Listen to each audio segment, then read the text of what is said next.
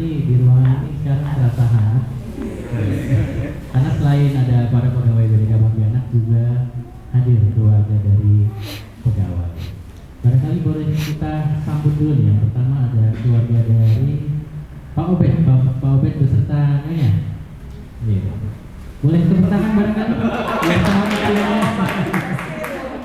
kemudian keluarga Pak ini masih OTW ya.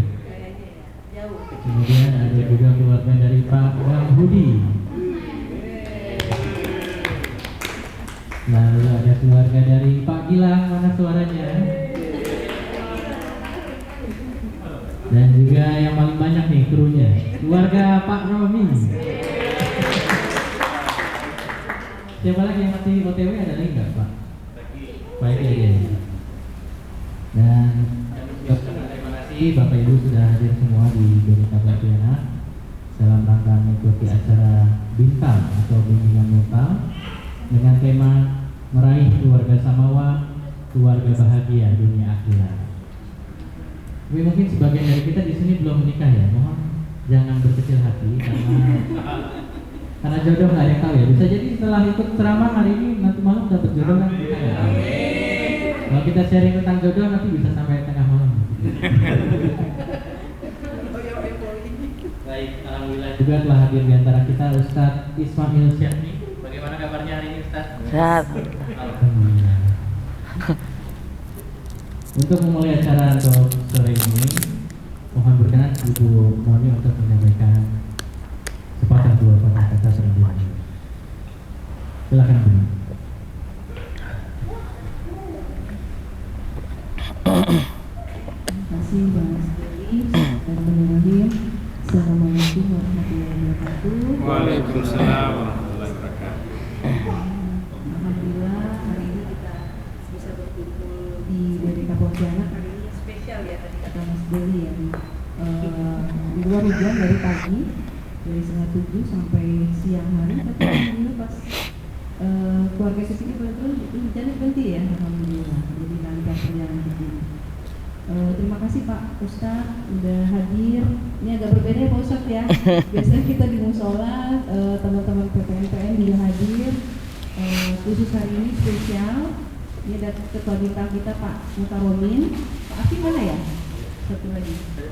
Ke Ali. Nah ini Ustadz kita nih Pak Afi nih di BDK Pontianak.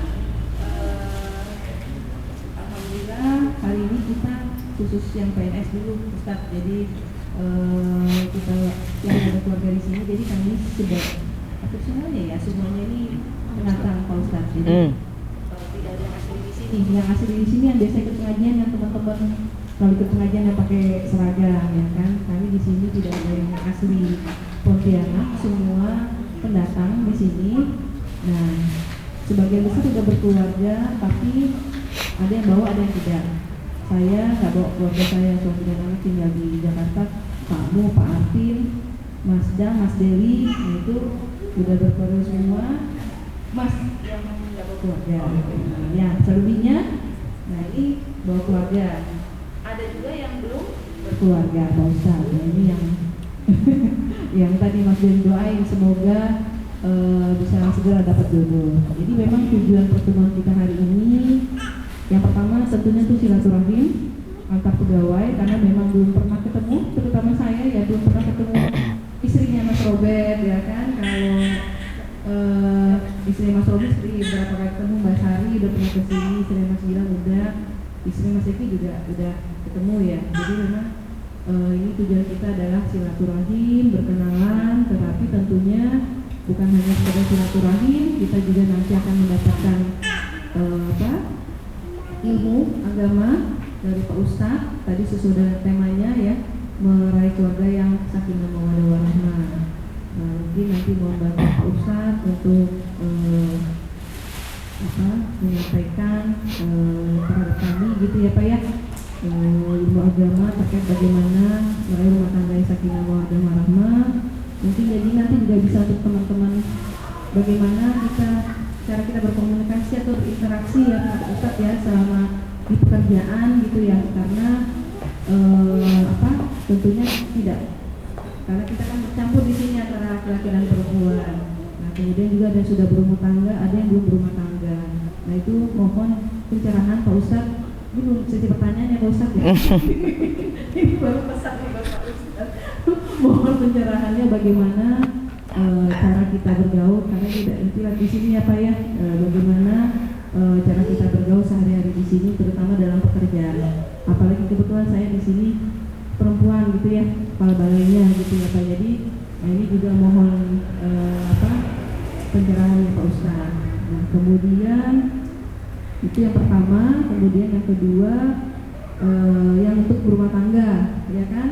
Nah, mungkin kita komunikasi kita di dalam rumah tangga gitu ya Pak Ustadz ya. Nah, nanti mau pencerahannya juga bagaimana sesuai dengan kaidah agama, dengan sunnah cara kita bergaul dengan keluarga kita, baik dengan anak maupun dengan pasangan kita, suami atau istri. Nah, itu yang mungkin kami mohon pencerahan dari Pak Ustadz. Itu saja. Nanti lamaan pembukaan nanti Ustadznya kita dengar cuma 1.000 tetap 9 jam. Nah, buru-buru kan Ustadz, seperti biasa ya Ustadz ya. Nanti pasti akan banyak pertanyaan. Ada satu keluarga lagi yang belum hadir ya, nanti Mas Eki. Nah, ini nanti kami mohon Pak Ustadz bisa memberikan pencerahan. Semoga kita semua bisa mendapatkan ilmu yang bermanfaat untuk rumah tangga kita ataupun keluarga kita. Terima kasih. Assalamualaikum warahmatullahi wabarakatuh. Waalaikumsalam warahmatullahi wabarakatuh.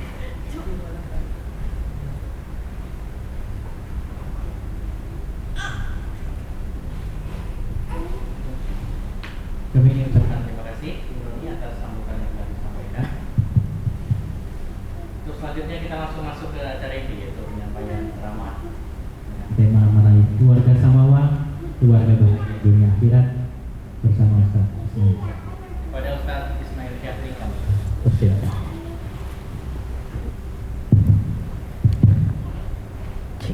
Bismillahirrahmanirrahim. Assalamualaikum warahmatullahi wabarakatuh. Waalaikumsalam warahmatullahi wabarakatuh. Innal hamdalillah nahmaduhu wa nasta'inuhu wa nastaghfiruh wa natubu ilaihi wa na'udzu billahi min syururi anfusina wa min sayyiati a'malina. Man yahdihillahu fala mudilla lahu wa may yudlil fala hadiyalah. Asyhadu an la ilaha illallah wahdahu la syarikalah wa asyhadu anna Muhammadan abduhu wa rasuluh. Allahumma salli wa sallim wa barik wa an'im ala nabiyil mustafa Muhammadin wa ala alihi wa sahbihi wa man tabi'ahu bi ihsan ila yaumiddin. Wa ba'd. Ikhwani fillah wa akhwati fillah, para pegawai BDK ya, keuangan Kuburaya yang semoga senantiasa dirahmati oleh Allah Subhanahu wa taala. Segala puji bagi Allah, pada sore hari ini kita bisa duduk di antara majelis ilmu, ya kita katakan ini sebagai majelis ilmu. Alhamdulillah, karena duduknya untuk meraih ilmu, untuk mengangkat kebodohan dalam jiwa kita. Maka pertama, marilah bersyukur pada Allah Subhanahu wa taala atas kesempatan ini. Karena kalau kita melihat hadis Nabi SAW ketika dikatakan man yuridillahu bihi khairan yufaqihu fiddin, jikalau Allah Subhanahu wa taala menginginkan kebaikan kepada seorang hamba, perhatikan ya kalimat Nabi ini, jika Allah menginginkan kebaikan kepada seorang hamba, kepada hamba Allah Subhanahu wa taala, tidak Allah buat dia kaya. Dari konteksnya, tidak dibuat dia viral atau terkenal ya, atau jadi juragan dan sebagainya, enggak. Tapi yang Allah kata, yang Nabi katakan apa? Man yuridillahu bi khairan yufaqihu fiddin. Allah jika ingin kebaikan kepada seorang hamba, dipahamkan padanya apa? Agama. Nah, berarti tanda Allah mencintai seorang hamba dengan apa? Dengan dimudahkan dia untuk paham agama ini. Karena apa? Karena agama kelak akan menjadi navigasi orang untuk menuju surga. Hidup ini kan makin lama makin kerucut ya. Ya, kembali akan ke Allah Subhanahu wa taala. Dan yang jalan yang bisa bawa kita kepada Allah, kepada surga Allah Subhanahu wa taala, yaitu apa? Ilmu agama ini ya. Makanya Nabi katakan pula, man salaka tariqan yaltamisu bihi ilman sahalallahu bihi tariqan ilal jannah. Ya, barang siapa yang meniti sebuah jalan untuk meraih ilmu ya, untuk belajar seperti ini, datang ke majelis ilmu belajar atau mendengar YouTube untuk belajar, buka Google belajar ya dan sebagainya, secara maknawi ataupun secara asliyah, secara hakikiyah, sahhalallahu bi tariqat ila jannah. Maka Allah mudahkan dia untuk masuk surga Allah Subhanahu wa taala. Maka kita berharap pada Allah Subhanahu wa taala, semoga datangnya kita ke majelis ilmu, Allah berikan kita keberkahan, Allah berikan keberkahan dalam hidup kita, jiwa kita, ya, harta kita, sehingga yang berkah ini membawa kita kepada surga Allah Subhanahu wa taala. Dan sebelum mulai saya ucapkan terima kasih banyak, jazakallahu khairan jaza kepada Ibu yang telah memberikan kita kesempatan untuk bersua di tempat yang baik ini ya, untuk menyampaikan ilmu agama. Dan disclaimer di awal, judulnya Masya Allah nih ya, keluarga Samawa, saya aja belum nikah ya. Saya belum nikah, mungkin aduh ini gimana membahas tentang keluarga Samawa yang pembahasannya belum menikah, gimana, apakah bisa? Layaknya saya sampaikan, kama kathari yaqulu minal harabi yaqulu minal mauti fa innaha lam yamutu. Seperti layaknya orang yang berbicara tentang kematian, apakah dia sudah mati? Jadi belum jadi enggak mesti orang harus menikah berkata tentang pernikahan, dan tidak semua orang yang harus mati dulu dia berbicara tentang kematian. Tapi insya Allah saya kredibel ya, dalam menyampaikan, ada hadis-hadis dan dalilnya. Insya Allah kalau teori ayo kita beradu lah gitu ya, kalau teori. Tapi nanti kalau apa teorinya, tapi kalau praktek nanti langsung ke Bang Romi saja. Nah, gitu aja, nanti Anda sudah sepakat aja beliau. Kalau Anda menyampaikan teorinya ya, data-data apa basic-basicnya secara Al-Quran dan Sunnah, pentingnya ya. Insya Allah, alhamdulillah pribadi memahamkan surah Maryam dalam berkeluarga. Udah berapa kali anak hatam untuk membahas tafsir surat Maryam. Saya sarankan yang berkeluarga, apalagi yang ingin yang istrinya sedang hamil, coba dibaca surah Maryam. Itu ajib surah itu, Masya Allah ya. Didengar tafsirannya, baca bagaimana ketika wahuzzi ilaiki bijiz'in nakhlati tusaqit alaiki rutuban janiyah. Kok ada perempuan yang apa istilahnya ketika hamil dia stres dan depresi macam-macam, itu semua sudah dilalui oleh Maryam ya, binti Imran, sudah dilewati. Nah, maka Al-Qur'an Masya Allah 1400 tahun yang lalu sudah mengajarkan kita bagaimana hidup parenting terhadap istri dan keluarga, sudah ada dalam Al-Qur'an ya. Bahkan kitab ulama yang bahas tentang tarbiyah aulad, tarbiyah usroh ya. Alhamdulillah kami kuliah dulu sempat belajar fikih usroh, belajar ya. Jadi insya Allah yang disampaikan sesuai dengan apa yang disampaikan oleh Al-Quran dan Sunnah Nabi SAW. Sebelum masuk ke masalah rumah tangga dan sebagainya, Ana ingin sampaikan dulu frame kita di awal. Kita sebagai manusia dulu nih, Anda ingin sampaikan dulu ya, biar nanti paham semuanya. Kita sebagai manusia ketika Allah ciptakan kita, coba kita berpikir sedikit, merenung sedikit. Terkadang kita lupa dengan tujuan kita diciptakan, betul ya. Mungkin kita sibuk dengan dunia kita. Coba kita pikir 24 jam kita hidup di dunia ini, betul, dalam sehari. Kita kerja dari jam 7 sampai jam berapa di sini? Jam 5. Kita kerja jam 7 sampai jam 5. Sampai rumah mungkin ya sudahlah, tenaga sisa. Jam 8 jam maghrib sholat, isya sholat, habis isya sudah capek, mungkin sebagian tidur awal ya. Sampai malam udah kebablasan, bangun pagi kerja lagi. Pertanyaannya, kapan kita membaca Al-Quran? Kapan kita sholat malam? Kapan kita berdua-duaan dengan Allah Subhanahu wa ta'ala? Kalaulah misalnya kita hitung dari jam 7 sampai jam 5 kita sudah untuk dunia. Jadi untuk akhiratnya kapan? Sedangkan tujuan kita ciptakan itu apa? Wa ma khalaqtul jinna wal insa illa liya'budun. Tidak diciptakan jin dan manusia kecuali untuk apa? Untuk beribadah kepada Allah Subhanahu wa ta'ala. Nah ini nih. Ini poin yang harus kita pegang sampai mati sebagai muslim. Kita diciptakan oleh Allah untuk beribadah, itu dulu. Sehingga sekarang kita ada di dunia kerja. Saya setiap ngisi kajian di kantor, pasti materi saya bawa. Apa materinya? Bagaimana menjadikan kerjaan sebagai ibadah.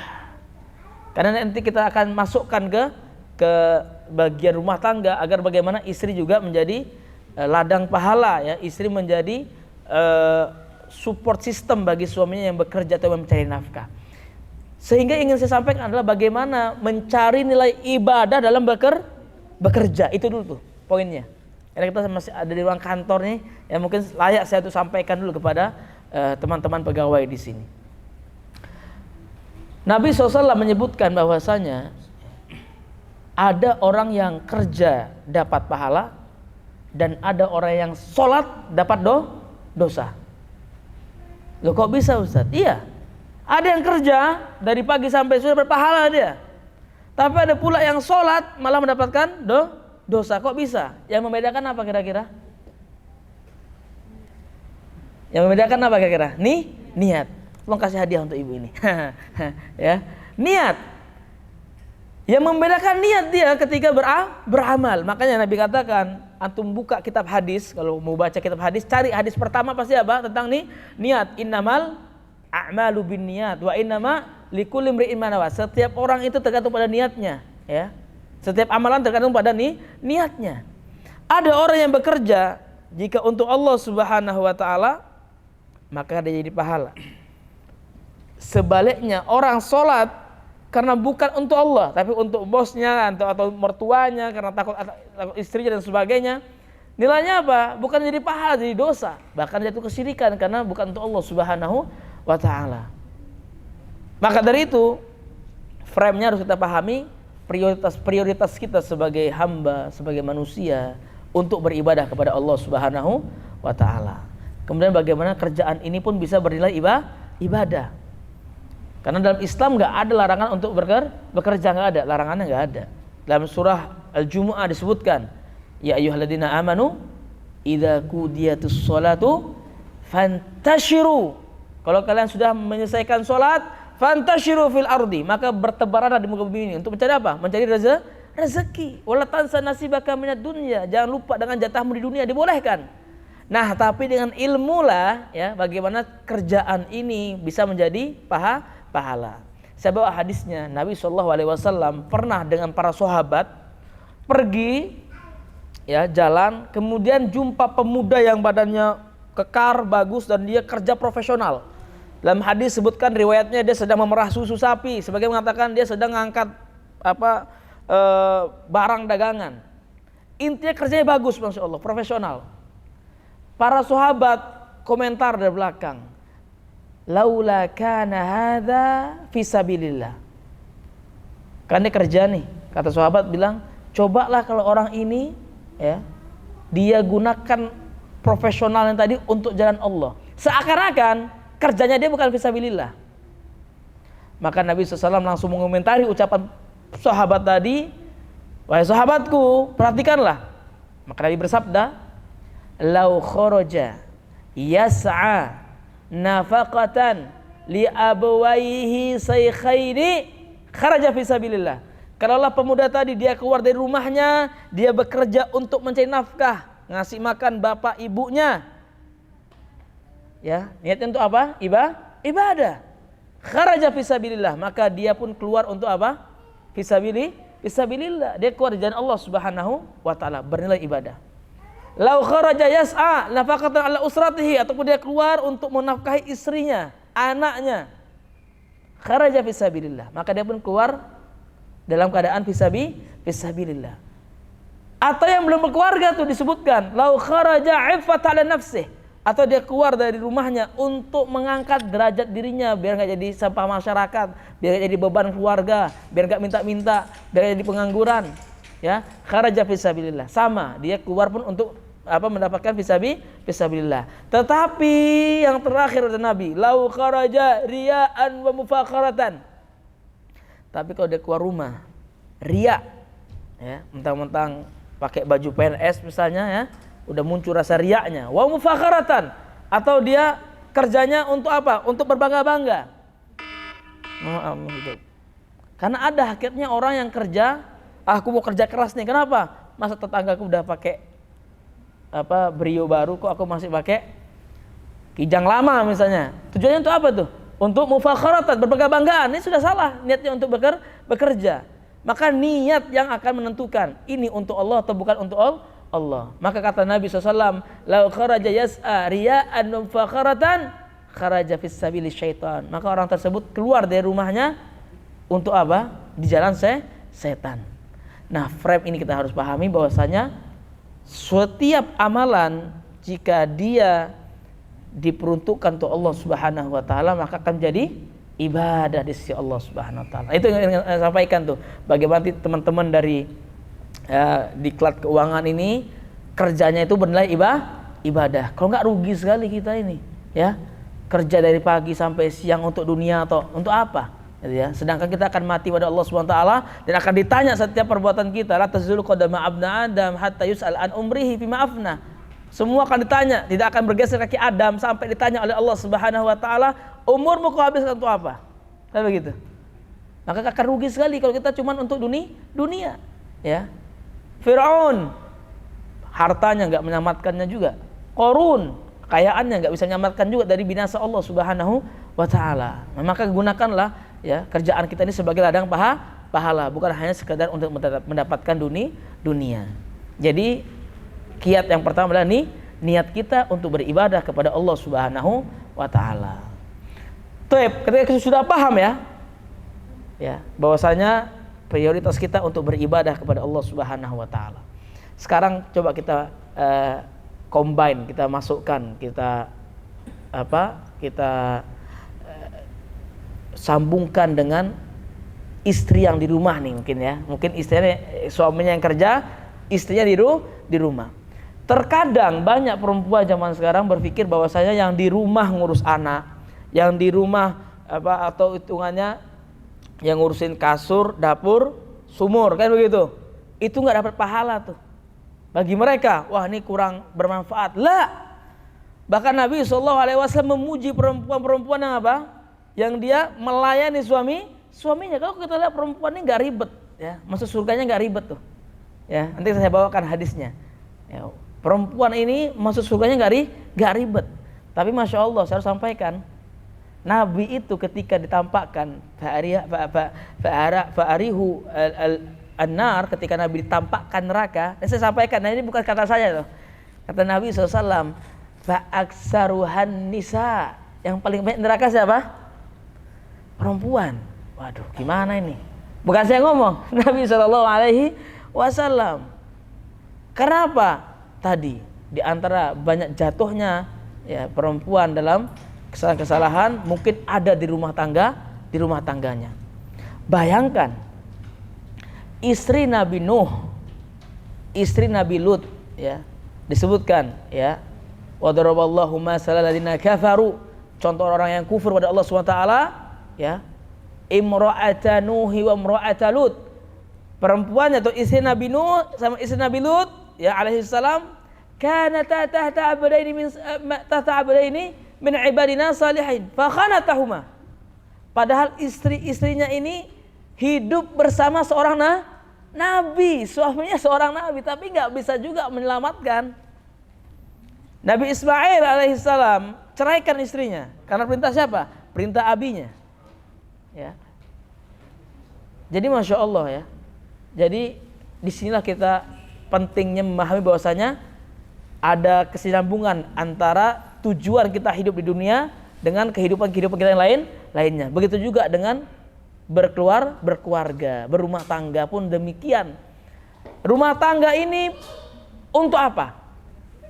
Untuk kesenangan dunia saja atau untuk prioritasnya untuk Allah Subhanahu wa taala.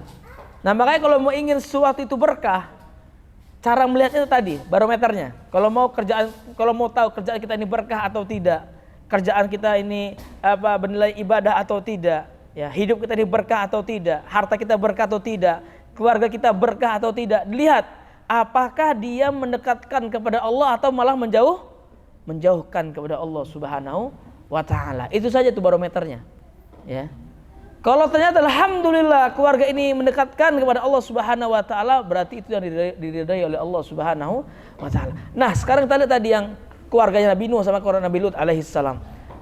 Kana tahta abdaini min ibadina salihin.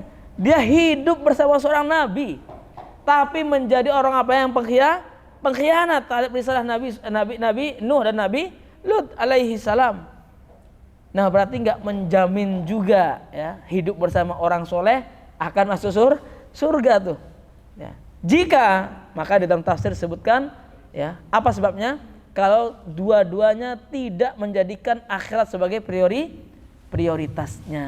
Sehingga yang ingin saya sampaikan sekarang rangkumannya mungkinnya sedikit di awal, bahwasanya ketika kita sudah memahami bahwa tujuan kita untuk Allah Subhanahu wa taala, maka dalam berumah tangga pun juga ya.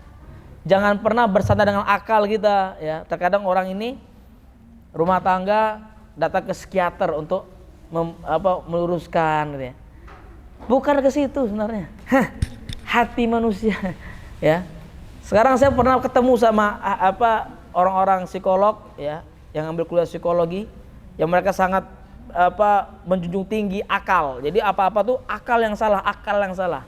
Saya bilang saya nggak punya ilmu ya, tapi saya katakan hadis Nabi SAW, fa inna fi kulli jasadin mudghah, bahwa dalam jiwa manusia ada segumpal daging. Idza saluhat jasadu kullu.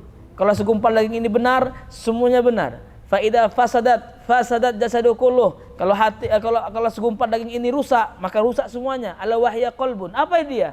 Hati manusia. Sehingga yang menjadi tolak ukur baik ataupun buruk apa? Takwa dia kepada Allah Subhanahu wa taala. Alhamdulillah saya pribadi sudah pernah 3 kali ngurus keluarga yang sedang diambang-ambang demi Allah ya. Dan orang-orang semua hitungannya umur 30 semua datang ke saya curhat, nangis-nangis. Saya nggak punya ilmu untuk ngasih tahu macam-macam ya. Cuman satu saja saya bilang. Kalau ente bergantung sama kemampuan ente ya, siapa ente? Maka dalam ilmu syair Arab dikatakan faman i'tamada ala aqlihi dhal wa man i'tamada ala nafsihi dal wa man i'tamada ala malihi qal. Orang kalau bergantung pada akalnya bisa lemah. Orang bergantung dengan kemampuannya bisa menurun. Orang bergantung dengan hartanya bisa hilang, bisa habis ya. Wa man i'tamada 'ala Allah, tapi kalau dia bergantung pada Allah, wa may yatawakkal 'ala Allah fa huwa hasbuh. Sehingga ada cara lain harus sampaikan, ente bertakwa pada Allah Subhanahu wa taala. Masalah apapun di dunia ini ya, Allah enggak minta macam-macam. Apa kata Allah? Wa may yatawakkal 'ala wa may yattaqillaha yaj'alahu makhraja. Barang siapa yang bertakwa pada Allah Subhanahu wa taala, maka akan diberi jalan keluarnya. Begitu juga dalam masalah rumah tangga. Ya. Jadi enggak punya macam-macam tuh ya dalam menghadapinya. Satu, yang pertama apa? Bertakwa kepada Allah Subhanahu wa taala. Bagaimana bisa membina keluarga yang bertakwa. Nah, makanya itu kembali ke poros awal ya. Dia paham bahwasanya prioritas dia untuk Allah. Inna sholati wa nusuki wa mahyaya wa mamati lillahi rabbil alamin. Kalau orang sudah bertakwa, selesai urusannya. Takwa itu apa sih, Bu? Takwa itu takut pada Allah. Itu poin besar dari makna takwa. Takwa itu takut dengan Allah Subhanahu wa taala. Kalau suami takut dengan Allah Subhanahu wa taala, dia tidak akan selingkuh dari istrinya. Kalau istri takut dengan Allah Subhanahu wa taala, dia tidak akan menyanyiakan hak suami untuk dirinya. Ya, dia tidak akan berbuat macam-macam kepada yang lawan jenis dari suaminya atau kepada orang selain suaminya. Kalau ayah takut dengan Allah Subhanahu wa taala, dia tidak akan biarkan anak perempuannya keluar tanpa hijabnya. Ya, kalau anak takut dengan Allah Subhanahu wa taala, dia tidak akan dia tidak akan durhaka kepada orang tuanya. Kalau pemimpin takut dengan Allah Subhanahu wa taala, tidak ada pemimpin yang akan curang atau mengambil hak pegawainya. Kalau pegawai takut dengan Allah Subhanahu wa taala, tidak ada pegawai yang curang dengan pekerjaannya. Selesai ya masalah jika bertakwa kepada Allah Subhanahu wa taala. Wa may yattaqillaha yaj'al lahu makhraja wa yarzuquhu min haitsu la yahtasib. Barang siapa bertakwa pada Allah Subhanahu wa taala, maka Allah akan berikan dia jalan keluar. Wa yarzuquhu min haitsu la yahtasib, dan akan diberikan rezeki. Rezeki ini luas ya, bukan hanya harta ya. Rezeki sebuah keamanan, sebuah langgeng ya, sebuah samawa tadi ya, sakinah mawaddah warahmah. Min haitsu la yahtasib, dari arah yang tidak disangka-sangka. Kalau kita melihat Mario Teguh misalnya, pakar motivator, siapa yang nggak kenal Mario Teguh? Cerai juga, ya. Ustadz yang bisa dibilang Masya Allah cerai juga, kandas juga, sehingga nggak ada ilmu pasti ya dalam menghadapi semua ini dan selama kita di dunia ini, kecuali apa? Minta pertolongan kepada Allah Subhanahu wa Ta'ala. Akan tapi mungkin ada kiat-kiat yang ideal ya, mungkin kita bisa membaca sedikit bagaimana menjadi keluarga yang ideal ya. Mungkin saya akan menukilkan dari satu tafsiran dalam surah At-Tahrim. Di sini disebutkan ya ayyuhalladzina amanu qu anfusakum wa ahlikum naro ya, wahai orang-orang beriman ya, qu anfusakum, qu di sini artinya apa? Selamatkanlah, qu anfusakum, selamatkan dirimu, wa ahlikum naro, dan keluargamu dari neraka. Bukan dari kemiskinan, bukan dari kepayahan, bukan dari ketenaran dan sebagainya. Enggak. Tapi kata Allah apa? Selamatkan dirimu dan keluargamu dari neraka. Karena itu yang paling mengerikan ketika satu keluarga masuk neraka. Subhanallah. Ya. Coba kita renungi nih Al-Quran ini. Ya. Jangan kita selalu melihat pandangan dunia.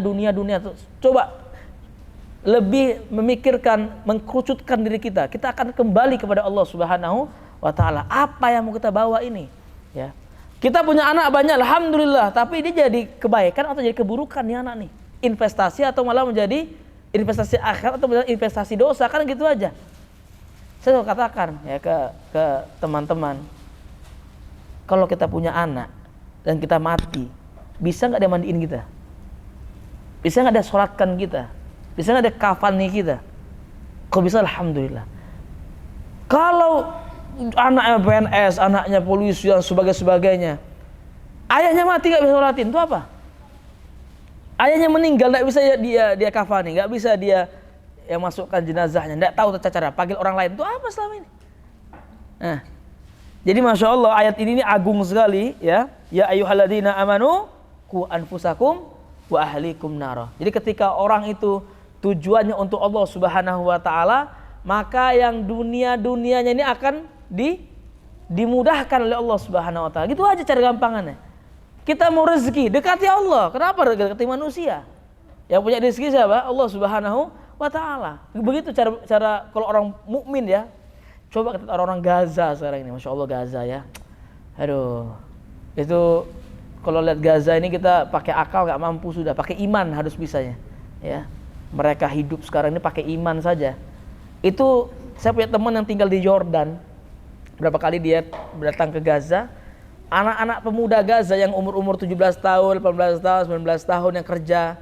Kau punya nggak masa depanmu? Nggak ada.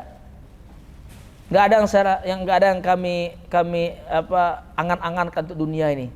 Karena umur mereka pun mungkin nggak sampai ke 40 tahun. 30 mati ketembak, 40 mati. Kayaknya nggak punya angan-angan tinggi dunia. Tapi satu dia bilang, saya mau bawa 70 keluarga saya ke surga Allah Subhanahu wa Ta'ala. Merinding kita dengarnya, subhanallah. Anak-anak mereka tuh nggak peduli dengan dunia ini, Masya Allah.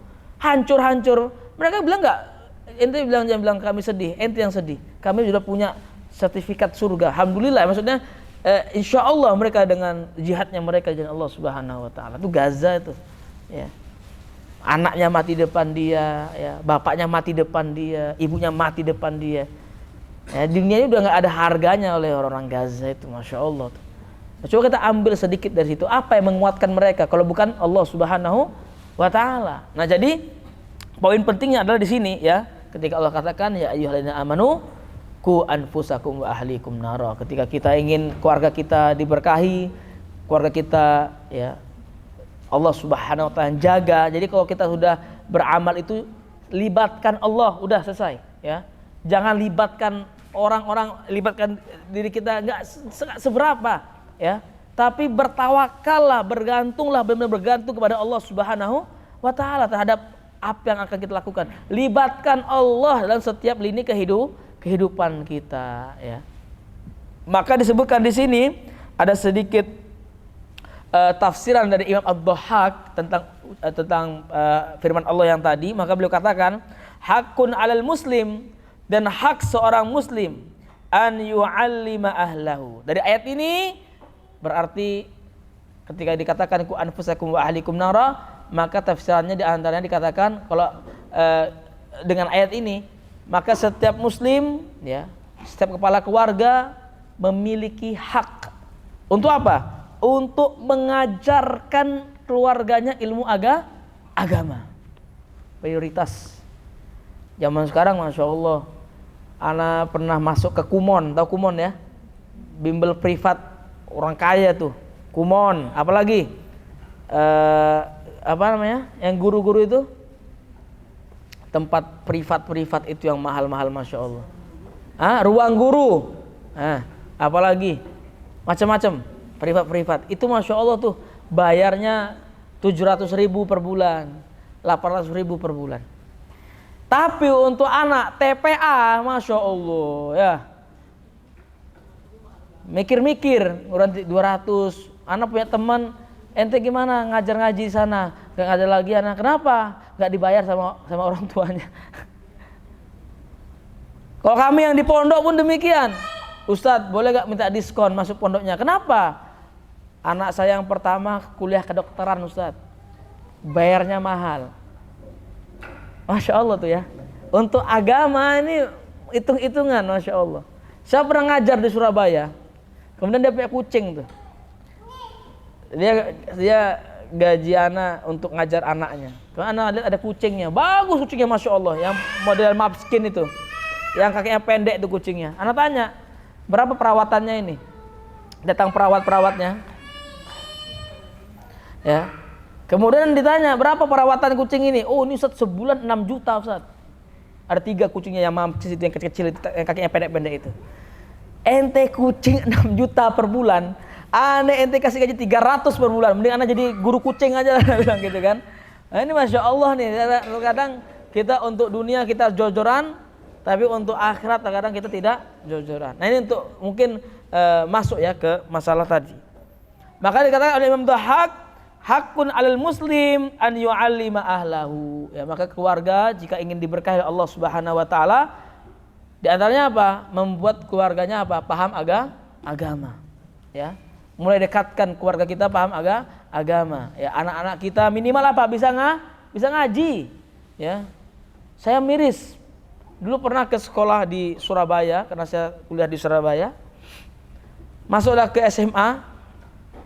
Betul, SMA-nya SMA Islam, saya nggak sebut namanya. Saya tanya rukun iman, goyang, nggak tahu rukun iman. Ya, mutar rukun iman. Ini rukun iman. Ente muslim berapa tahun? 17 tahun Pak. Nggak tahu rukun iman. Mungkin saya tes pun sekarang pun ada juga kayaknya bingung-bingung nih. Rukun iman. Rukun iman, goyang, bingung. Rukun Islam, bolak-balik rukun Islam.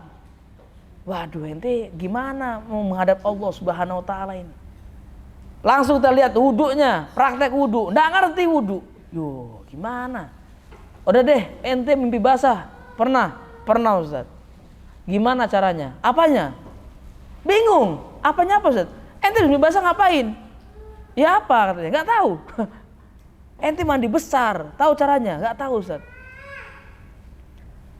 Ini Masya Allah ya, nggak tahu sama keluarganya miris ya. Padahal kalau kita berharap ini menjadi investasi akhirat ya tadi hal yang sesepele itu nggak tahu rukun iman, rukun Islam nggak tahu bagaimana ya. Wudu aja mungkin bingung. Ya Allah, ini parah sekali lah ya untuk anak-anak zaman sekarang. Nah, kemudian dikatakan oleh Imam Dhahhak, disebutkan di sini, min qurabatihi wa imaihi wa abidihi, dan dia mengajari juga ya, ketika maka kepala keluarga itu punya apa ya, peran penting ya, dia dulu yang harus paham agama, baru kepada siapa? Keluarga-keluarganya ya, kemudian ke anak istrinya, baru mungkin ke keluarga, ke ibunya dan sebagainya. Nah, terus kemudian dikatakan ma faradallahu alaihim, yang dipahamkan kewajiban-kewajiban dulu tuh. Anak dipahamkan kewajiban sholat, anak dipahamkan kewajiban untuk memakai kerudung untuk auratnya, untuk anak perempuan ya, diharamkan jangan sampai kulit kepalanya ya dilihat oleh orang yang bukan mahramnya, dipahamkan benar-benar itu ya. Bahkan Nabi SAW membolehkan apa? Untuk adribu auladakum, pukul anak kalian ya, di umur berapa? 7 tahun ke atas dibolehkan. Untuk apa? Tapi pukul mendidik ya, pukul tarbiyah namanya, bukan pukul ngamuk. Ya, untuk ada masalah di kantor, anaknya jadi korban. Nah, ini keliru ya. Tetapi yang disebutkan apa? Pukul untuk apa? Mendidik mereka, ajarkan mereka sholat. Ya, itu minimal itu. Hal yang wajib-wajib. Ya. Kita nggak minta kok langsung anak kita jadi hafiz Quran ya. Berharap iya boleh, tapi nggak bisa memaksa. Tetapi yang wajib-wajib. Nah, mungkin dengan inilah keberkahan itu dah datang dalam keluarga. Kemudian disebutkan ya, wa ma nahahumullahu anhu, dan disampaikan larangan-larangan kepada anak. Ini sampai jam berapa kira-kira? Takutnya nanti melewati batas ini. Kira-kira deadline-nya berapa, sampai jam berapa tuh? Ya. Anak ngasih subsidi juga nih sekarang nih. Ya, bukan pemerintah yang ngasih subsidi minyak, anak ngasih subsidi waktu juga bisa. Oke, berarti anak percepat dikit ya. Baik, kemudian disebutkan mungkin yang pertama tadi ya, kiat-kiatnya agar menjadi keluarga yang samawa tadi ya, disebutkan membangun keluarga di atas ketakwaan. Itu poin yang pertama tuh. Ya. Takwa. Ya, bagaimana membuat keluarga itu bertakwa kepada Allah Subhanahu wa taala. Ya, tadi saya pernah baca dalam buku tarbiyah tentang keluarga. Orang yang nikah di tahun pertama itu karena cinta. Tahun kedua karena sayang, Masya Allah. Tahun 3, 4 berikutnya, kalau bukan ilmu dan bukan karena pemahaman, goyang itu. Yang ngontak sampai rumah anak, yang tengah itu Pak, itu orang pengadilan agama. Yang ngontak depan rumah, yang samping saya, Pak Robert, alhamdulillah, saya tetangga saya Pak Robert. Sering dengan Pak Robert. Ya. Yang tengah sampai antum itu orang pengadilan agama. Anak sering ngobrol, Pak, kok kantor agama kok sering penuh sih? Saya bilang, oh iya Mas, itu orang daftar cerai semua.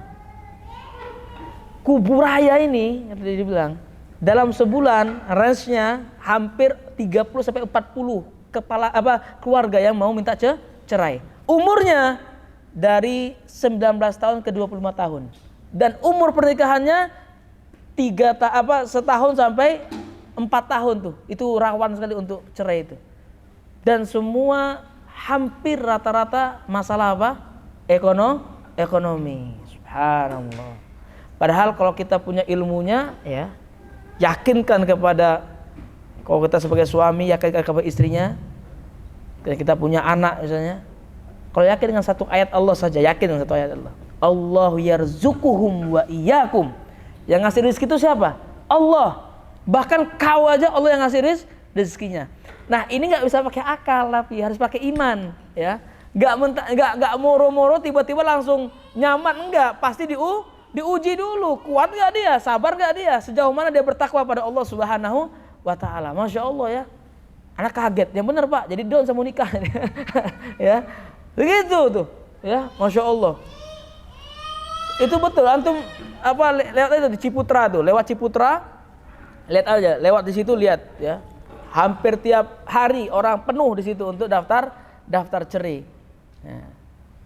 Nah tuh, wa'idzubillah. Ya, bisa jadi juga sebabnya apa? Iman kepada takdirnya kurang. Nah, maka takdir itu kalau kita paham betul tentang ilmunya, kata Allah SWT apa? Antu minal bil qadari khairi wa syarri. Kita paham dengan takdir, beriman dengan takdir yang baik maupun yang buruk itu loh. Dan Allah Subhanahu wa taala tidak mungkin ya ketika manusia dihidupkan tapi tidak diuji, enggak mungkin ya, pasti diuji oleh Allah Subhanahu wa taala. Kemudian yang kedua mungkin saya sampaikan 3 di sini. Suami menjalankan kewajibannya dengan baik ya, dan istri pun menjalankan kewajibannya dengan baik. Masing-masing punya job desk. Nah, gitu aja gampangannya. Ya, suami punya kewajiban, istri punya kewajiban. Kalau kita lihat perempuan nih, Masya Allah ya, tiket masuk surganya itu paling mudah perempuan ini. Saya bacakan hadisnya, ini hadis sahih, hadis riwayat Imam Ahmad. Disebutkan, idza shallatil mar'atu khamsaha. Jika perempuan itu salat 5 waktu, oke? Wa shamat, dan dia berpuasa Ramadan. Masya Allah. Ya, wa shamat syahraha, dan dia puasa bulan Ramadan. Wa hafizat farjaha, dan dia menjaga kemaluannya. wa ata'at zaujaha, dan dia taat kepada istrinya, qila laha udkhilil jannata min abwabil jannati syitta, ya. Maka kata Nabi SAW, maka masuklah dia ke dalam surga Allah Subhanahu wa taala, ya, dari pintu yang dia inginkan, min abwabi syi'ta. Masuklah ke surga Allah dari pintu yang engkau inginkan. Perempuan gampang sekali. Salat 5 waktu, berpuasa, kemudian taat suami, selesai. Tapi ternyata apa? Nabi katakan wa aktsaruha finnari mar'ah. Yang paling banyak di neraka siapa? Perempuan. Tapi ya. Maka kata Nabi SAW menghibur untuk perempuannya, ya ma'saron nisa tasaddaqna, bersedekahlah kamu. Fa inna shadaqah tudfi'u ghadaballah. Karena sedekah itulah yang bisa memadamkan kemarahan Allah Subhanahu wa taala. Jadi Masya Allah ya, kewajiban perempuan ya dengan apa di rumah tangganya. Jadi jangan pernah ngurus anak, ya, nyebokin anak, ya, masak, ya, kemudian bersihin kamar mandi, mungkin nyuci baju, dianggap sebuah yang sia-sia, enggak, ya. Di sisi Allah Subhanahu wa taala itulah tiket masuk surga, ya. Ini Bapak semangat nih, mantap Ustaz, lanjutkan terus ya. Karena untuk apa buat istrinya semangat kerja di rumah, ya. Tapi pertanyaannya, kalau istrinya kerja apakah dosa? Ya. Ustaz, istri anak nggak di rumah Ustaz, tapi kerja juga, boleh nggak kira-kira? Dibolehkan, asalkan kerjaannya apa? Tetap tidak mengurangi kewajiban dia sebagai istri. Nanti kewajiban istri itu taat kepada suaminya. Nah subhanallah, ini ya bisa dipahami kalau kita mendidik istri kita, kan gitu ya. Ya. Zaman sekarang Masya Allah tuh ada istilah-istilah yang apa, independent woman, itu merasa tidak butuh dengan laki-laki, ya. Aku bisa hidup sendiri kok, nggak ada engkau pun bisa. Masya Allah, padahal Allah sudah katakan apa? Allah ciptakan hambanya ini apa? Azwaja, berpasang-pasangan, tuh fitrahnya seperti itu, ya.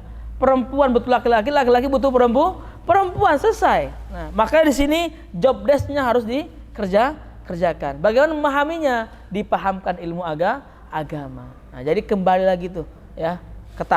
Ke poin nomor 1, bertakwa kepada Allah Subhanahu wa taala. Tapi kemudian dikatakan wa 'alal mauludi rizquhunna wa kiswatuhunna bil ma'ruf. Kalau suami kerjanya apa? Untuk memberi nafkah kepada anak istrinya, masih pakaian, ngasih makanan yang baik, itu.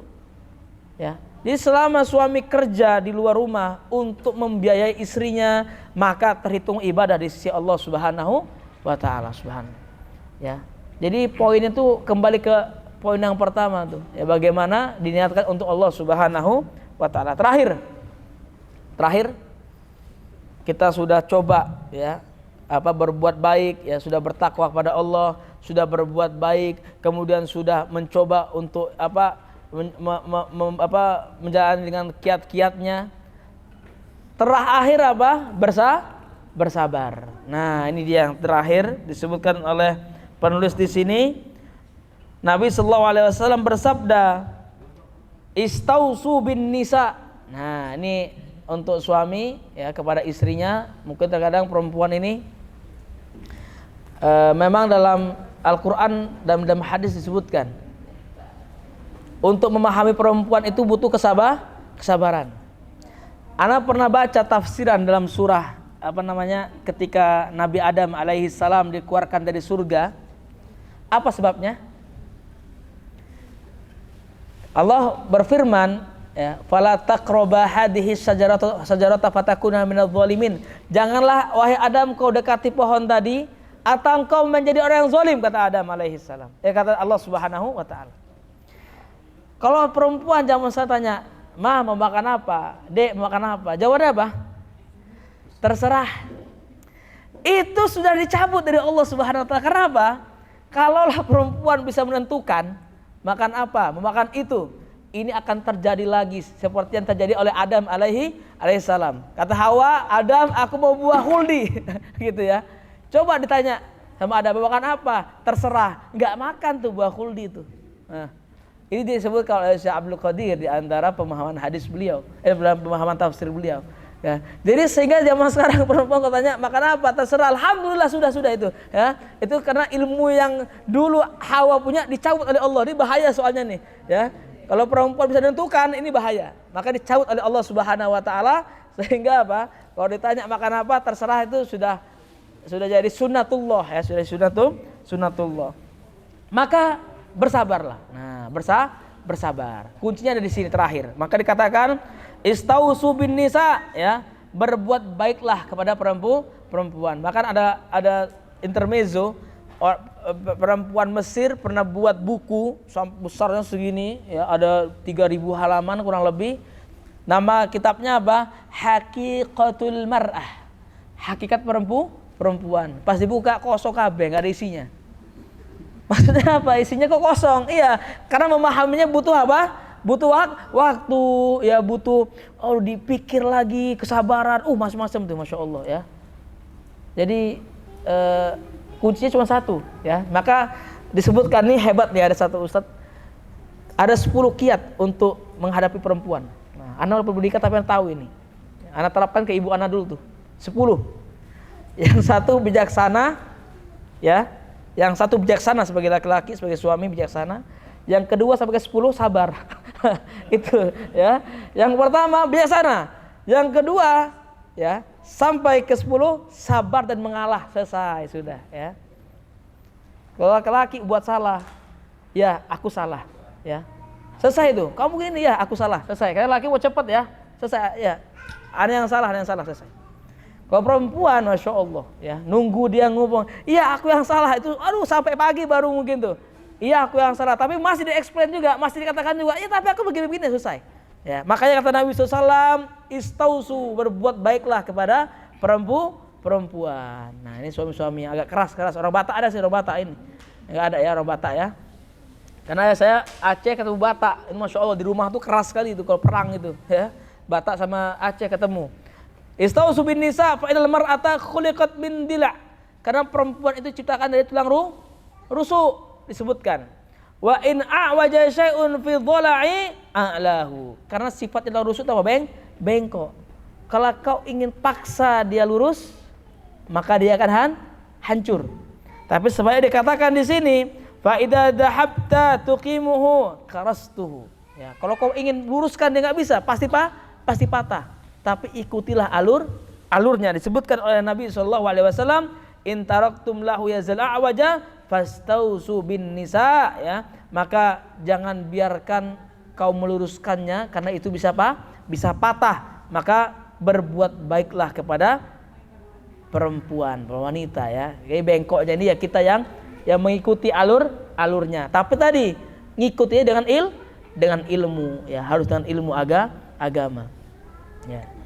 Jadi poin-poin tadi ditutup dengan apa? Dengan bersabar ya. Dengan sabar ini barulah terhindar tuh maki-makian, terhindar dari ucapan-ucapan yang, makanya terkadang banyak orang datang ke ana, Ustadz, ana ini tadi malam marah sama istri, ngomong apa? Ku ceraikan kau misalnya gitu. Macam mana nih? Jatuh nggak talaknya? Padahal dalam ilmu fikih dikatakan ya, ada 3 hal yang jidduhunna jiddun ya. Bercandanya itu dikatakan sebagai serius. Apa diantaranya? Ucapan cerai ya, suami kepada istrinya. Atau kadang ada namanya ini mungkin karena suaminya lupa istilahnya dalam dunia dalam ilmu fikih itu. Menyamakan punggung istri dengan punggung ibu ya. Oh, punggungmu kayak punggung ibuku ya. Zirah apa namanya ya? Zihar. Nah, itu zihar dalam ilmu fikih. Makanya saya bilang ya, di antara yang harus dipahami sebelum nikah harus paham ilmu agama nih, perkara seperti ini. Jangan nanti udah nikah baru bertanya-tanya, maksudnya bagaimana? Kita kan pun bingung jadinya ya. 3 kali dia ucapkan talak ya, berurutan lagi. Ku talak kau gimana? Ya nikah lagi ujung-ujungnya ya. Ribet ya. Makanya paling penting adalah bagaimana kita yang melewati dengan dengan ilmu. Setelah berilmu ya, maka pertama Jadi saya rangkum, yang pertama, jadikanlah ketakwaan pada Allah Subhanahu wa taala sebagai apa? Sebagai pedomannya. Yang kedua, ya, didasari dengan ilmu, ya, masing-masing melakukan kewajibannya. Istri belajar bagaimana cara jadi istri yang baik, suami belajar bagaimana jadi suami yang baik. Kemudian yang ketiga apa? Bersabar. Selesai. Ini sesuai dengan surah Al-Asr. Innal insana lafi khusrin illal ladzina amanu wa amilus solihat. Orang enggak jadi rugi kalau apa? Dia beriman kepada Allah, kemudian beramal soleh, wa tawassaw bil haqqi wa tawassaw bis sabr. Ya, dia apa? Saling mengingatkan dalam kebaikan dan saling mengingatkan dalam kesabaran. Nah, itulah poin besarnya kurang lebih demikian. Maka dengan 3 poin ini, ya, ini antara kiat-kiat untuk menjadi keluarga yang samawa, yang sakinah mawaddah warahmah, yang ideal. Dan poin terbesarnya adalah bagaimana ku anfusakum wa ahlikum naro, ya, selamatkanlah diri kita dan keluarga kita dari neraka. Itu poin yang paling besarnya. Mungkin sampai sini perjumpaan kita, karena tadi melihat ada sesi tanya jawab, ya. Masih ada waktu 20 menit sampai jam 5, ya. Mungkin mau istirahat juga. Sebelum kita tutup, yang ingin bertanya kami persilahkan, ya. Mungkin nanti kalau ada masukan nanti kita sampaikan juga. Tafadhol.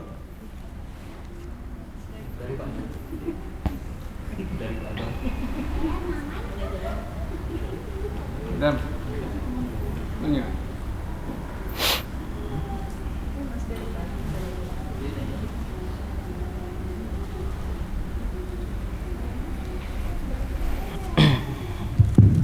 Silakan yang ingin menyampaikan pertanyaan kepada Ustaz Ismail. Reza, barangkali ada yang mau ditanyakan? Belum ada.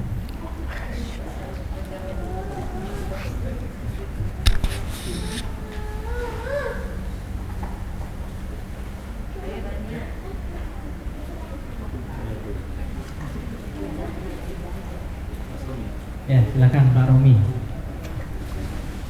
Loh, ini mentor saya sebenarnya. Susahnya panitia gitu, Ustaz. Biar tameng terus. Iya. Baik, Ustaz. Terkait ini, Ustaz, terkait muamalah dengan ini, dengan ini, ya. Teman kerja. Iya, gitu, Ustaz. Ini di satu sisi ada gimana ya? Di satu sisi kita ingin menjaga, tapi tuntutan nggak bisa gitu, tuntutan nggak bisa gitu. Terkadang kita jadi gimana ya? Kita ingin menerapkan ilmu sunnah, tapi satu sisi kita emang butuh. Nah, apakah di sana ada usul-usul yang bisa meringankan kita, batasan seperti apa gitu, Ustaz? Terus mungkin penerapan di tempat lain bagaimana yang kira-kira baik, Ustaz? Tapi sekarang pertanyaannya adalah hukum mungkin bermuamalah dengan lawan jenis, itu aja kali ya. Ya, dalam urusan pekerjaan, ya. Jadi pertanyaannya sudah jelas. Bermuamalah antara lawan jenis dalam dunia kerja, maksudnya apa? Di tempat umum gitu, ya. Jangan disakopkan dengan ikhtilat, beda. Kalau hukum ikhtilat, apa ikhtilat itu? Berkumpul laki-laki dan perempuan di satu tempat. Nah, dan hanya mereka berdua tuh, itu ikhtilat tuh. Ya, kalau dipahamkan secara hukum fikih, yang jelas hukum yang diharamkan adalah ketika berdua-duaan dalam satu tempat antara laki-laki dan perempuan, itu haram, jelas. Adapun dalam dunia kerja atau sedang bermuamalah, sedang berniaga, berdagang, ya, atau di kampus misalnya, kan gitu, ada kampus dan semacamnya. Maka ada batasan-batasannya. Hukumnya boleh dengan batasan-batasan. Kenapa kok bisa dibilang boleh, Ustaz? Nabi SAW dulu, ya, sering datang para sahabiah. Apa sahabiah itu? Sahabat perempuan Ummu Sulaim sering bertemu Nabi SAW, ya, ketemu di pasar, bertanya, ya Rasulullah, ya, ajari aku tentang perkara-perkara ini. Sering para sahabat perempuan datang ke Nabi dan bertanya, ya Rasulullah, ya, aku sudah haid, misalnya bertanya tentang haid, ya. para sahabat adanya Ummu Habibah datang ke Nabi SAW bertanya tentang masalah nifas dan sebagainya. Jadi jika tujuannya untuk bermuamalah yang normal ya, apalagi di tempat yang umum. Nabi ketemu sama para sahabat di pasar misalnya, kan tempat yang ramai. Maka hal ini dibolehkan. Tempat kerja pun demikian ya. Para ulama sepakat misalnya tempat kerja. Ya kita nggak bisa paksa laki-laki semua kerja kan begitu. Kecuali ente di Arab Saudi. Di Arab Saudi juga ada perempuannya sekarang kan begitu. Ya. Selama menjaga batasan. Apa batasannya yang pertama tadi? Ya, yang pertama tidak sampai ke ranah tadi lah ya, ikhtilat tadi. Ikhtilat itu apa? Berdua-duaan di kantor ya.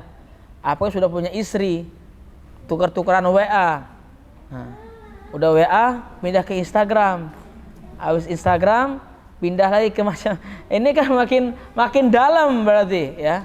Urusan kantor sudah urusan kantor, punya nomornya jangan di save sudah daripada menjadi masalah ya.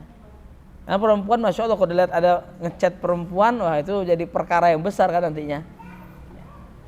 Sehingga kalau tanya hukumnya apa ya tadi ya dibolehkan tapi dengan batasan-batasan. Akan tetapi kalau mau melihat pendapat ulama yang lainnya, memang sebagai ulama keras dalam hukum ini.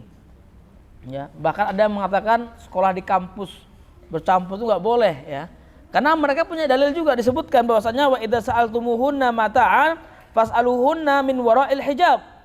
Nabi katakan apabila kamu minta suatu keperluan kepada seorang wanita ya, maka mintalah dari belakang tabir mereka. Maksudnya apa? Nggak boleh langsung. Bayangkan tuh, saking tegasnya Islam menjaga kehormatan wanita. Nah, sehingga tadi kita mengambil mengkias dari hadis Nabi SAW tadi, ketika sedang bermuamalah dengan perempuan, maka mungkin batasan-batasan yang harus dipahami. Pertama mungkin tadi jangan sampai ada ikhtilat. Yang kedua tidak menimbulkan fitnah. Nah ini mungkin terkadang saya harus sampaikan, keluarnya perempuan dari rumahnya dengan parfum itu ya harus diakui menimbulkan fitnah. Betul nggak kira-kira? Yang laki-laki aja lah nyium parfum perempuan ya, masya Allah ya sekarang. Ya. Sehingga anak tidak mengharamkan hukumnya ya, karena sebagai ulama mengatakan hukumnya tidak sampai ke haram, tapi makruh tanzih ya, daripada bau kan lebih besar mudaratnya. Ya pakai sepurunya saja, ya pakai deodoran dan sebagainya, yang penting tidak bau kan begitu. Tapi kalau yang sampai baunya itu semerbak, ini malah menjadi fitnah ya. Tadi yang kedua tidak tebar pesona. Yang ketiga ya, menjaga batasannya tidak ada kontak fisik. Kalau ini sepakat ya para ulama ya, dilarang dalam muamalah Islam ini ya adanya bersentuhan fisik antara laki-laki dan perempuan ya, karena itu hukumnya jelas ya bahwasanya lirijal kepada laki-laki dan perempuan yang bukan mahram kalian, maka dilarang untuk untuk melakukan hal-hal yang diharamkan oleh Allah Subhanahu wa taala. Di antaranya bersentuhan ya, apalagi berpelukan dan sebagainya, itu billah ya, maka itu dilarang ya. Sehingga kalau ditanya hubungan dalam kantor ya seperlunya ya, sebatas dalam mengerjakan urusan kantor. Kalau seperti ini ya, walaupun kita sudah jelaskan, kembali kepada pribadi masing-masing. Pribadinya macam mana ya. Kalau memang udah ada rasa, nah ini yang sulit nih. Nah, gitu ya. Mau kita sampaikan poin-poinnya ya. Tapi kalau memang sudah ada rasa dan jauh dari Allah Subhanahu wa taala, akan ribet, akan sulit ya. Maka poinnya pasti kembali ke awal, bagaimana menanamkan rasa takut kepada Allah Subhanahu wa taala. Maka saya sarankan nanti kalau berangkat kerja itu ya, baca doa. Apa doanya? Allahumma qassim lana min khasyatika ma tahulu bainana wa baina ma'asyatik. Ya Rabb, bagikan kepadaku rasa takut kepadamu. Nah itu di antara doa Nabi. Biar apa? Biar enggak mudah untuk bermaksiat. Jadi selalu Allah kasih Allah kasih peringatan, ya Allah kasih teguran terus agar tidak melampaui batas. Ya. Karena terkadang cinta ataupun rasa itu tumbuh bukan karena cantik yang tidak cantik, ya, Tapi karena seringnya berinteraksi, sering ketemu loh kok Masya Allah nih gitu kan. Sehingga datanglah setan. Jadi harus tahu ya, musuh manusia dari awal ya, dari zaman Nabi Adam sampai sekarang siapa? Ya setan. Dan setan di antara tingkatan tertinggi dia mendapatkan poin besar di hadapan raja-raja iblis mereka apa? Yufarriqu bainal mar'i wa zauji. Tugas setan paling besar apa? Memisahkan antara suami dan istri.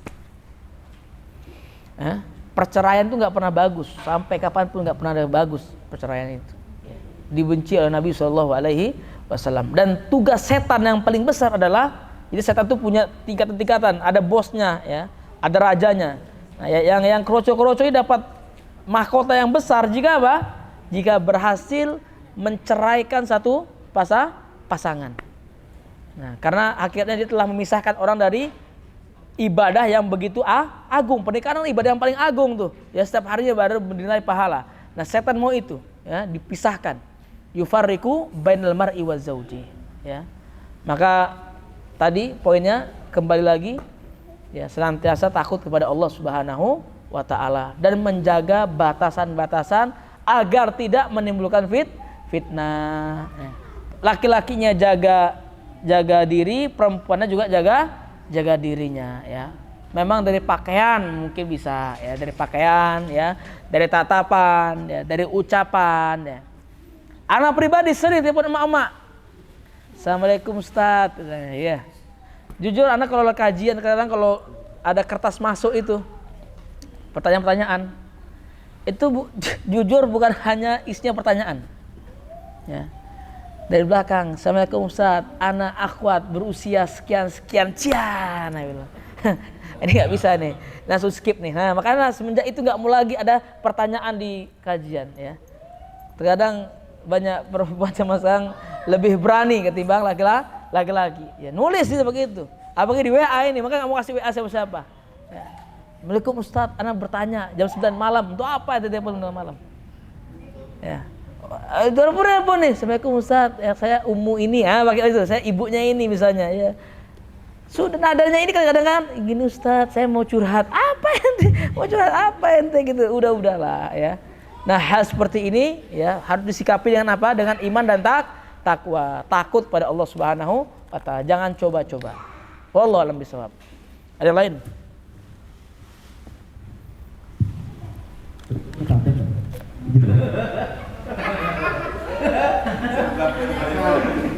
Balas undang.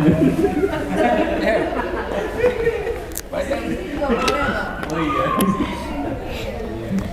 Mau lihat ya? Sering godain Padang.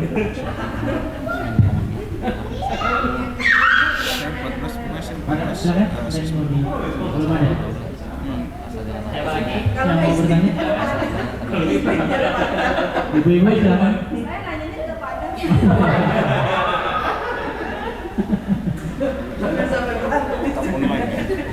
Bapak-bapak, ibu-ibu, atau adik-adiknya juga boleh kalau mau bertanya. Nah. Oh iya, Ibu Mila. Kami Mila.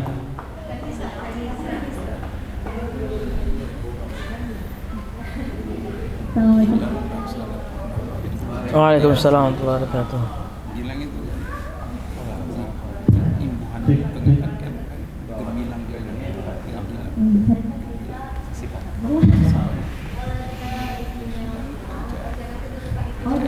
imbuhan gemilang bertanya tentang long distance marriage. Itu karena ya LDR. Waduh, itu berat. Bagaimana itu aja sih? Bagaimana?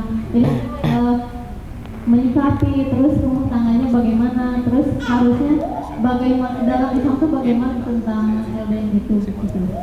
Sip. LDR, long distance apa tadi?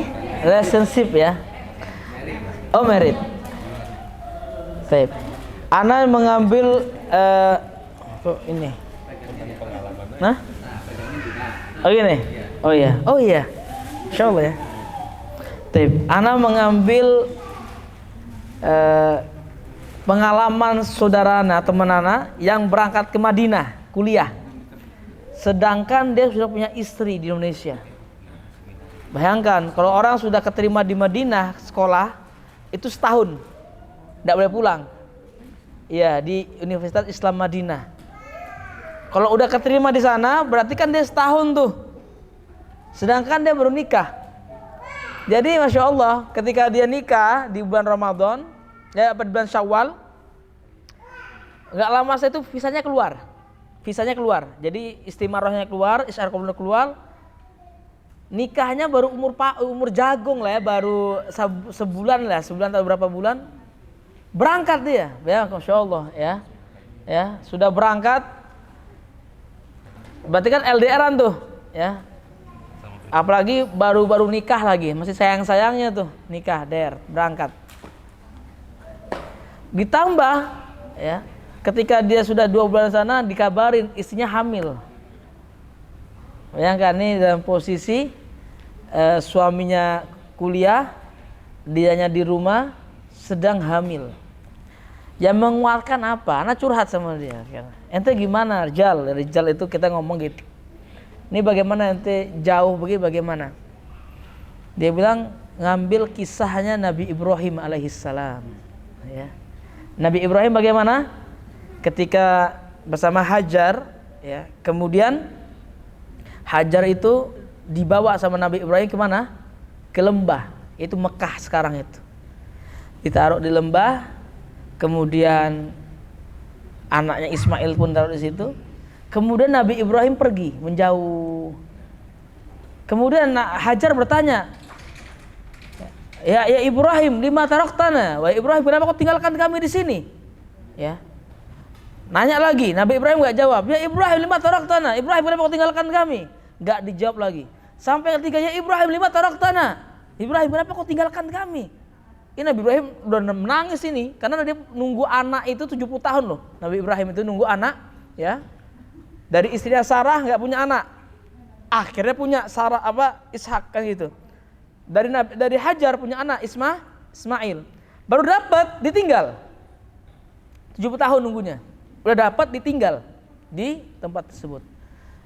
Ini Masya Allah, Hajar merubah pertanyaannya. Ya, kata Hajar, yang pertama kan pertanyaannya, kenapa kau tinggalkan kami? Dirubah pertanyaannya, Allah amaraka bihada? Wahai Ibrahim, apakah kamu meninggalkan aku karena Allah? Apakah kau punya kewajiban untuk Allah Subhanahu wa taala untuk berdakwah? Kata Nabi Ibrahim, "Na'am, iya." Menangis Hajar, Ibrahim menangis makin menjauh, menangis. Tapi lihatlah, yang bisa menguatkan itu apa? Doa. Nah, inilah dia, ya. Puncak tertinggi dalam cinta itu apa ya? Ketika saling mendoakan walaupun tidak ketemunya tadi, ya. Nabi Ibrahim berdoa, Rabbana ja'al, ya. Ketika dikatakan bahwasanya aku tinggalkan biwadin ghairi di zar'in inda baitikal muharram, ya Rabb, aku tinggalkan keluargaku, istri dan anakku di lembah yang tidak ada kehidupan, ghairi di zar'in, bahkan hewan pun mati tinggal di situ, tumbuhan mati. Ya.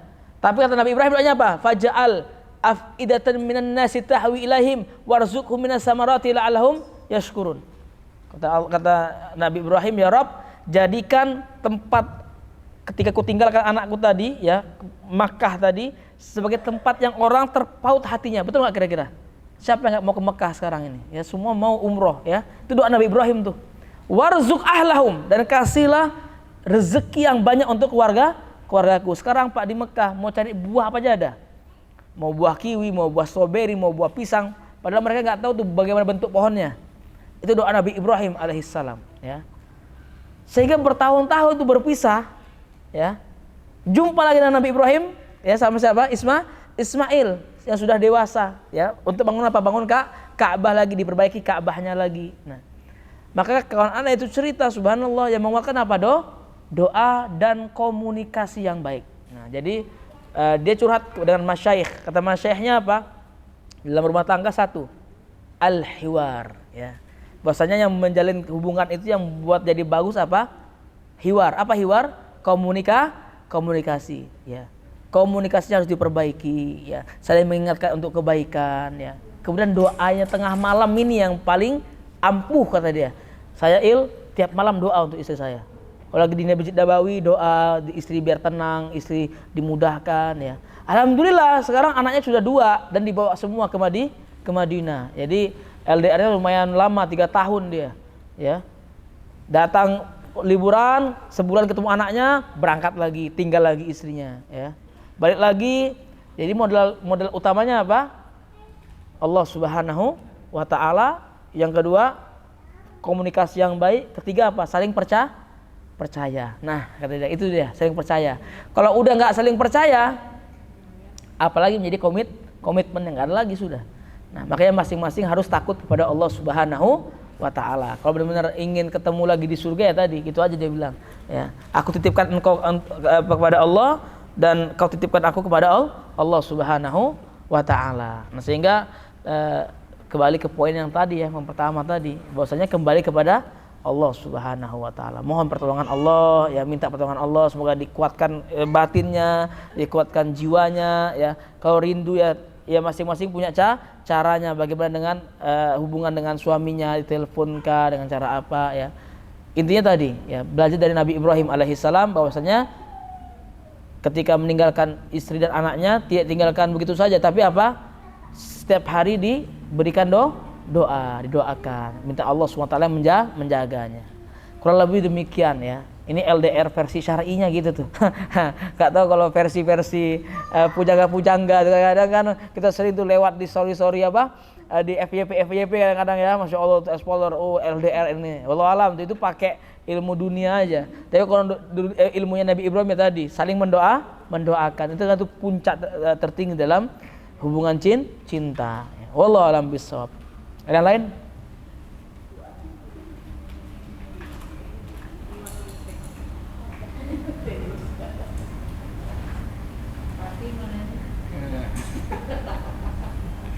Mentor juga beliau.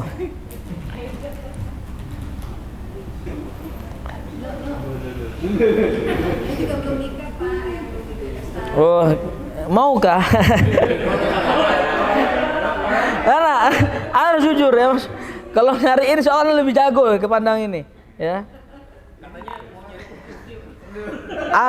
Anak pribadi di tangan Ana sudah 7 orang yang nikah. Dalam ilmu Islam itu Bu, ada namanya isar. Apa isar itu? Mendahulukan. Nah, itu adalah, jadi tenang aja gitu. Anda mau besok bisa insya Allah, cuman santai dulu lah. Katanya santai dulu.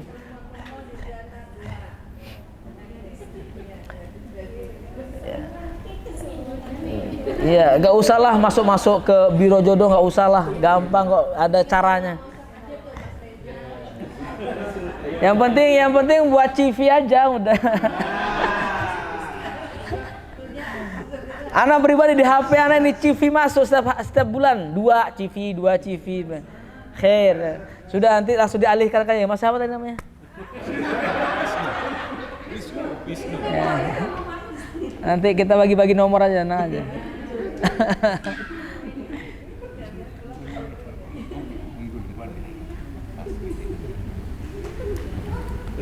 Ustaz, kalau bisa nanya kali ya?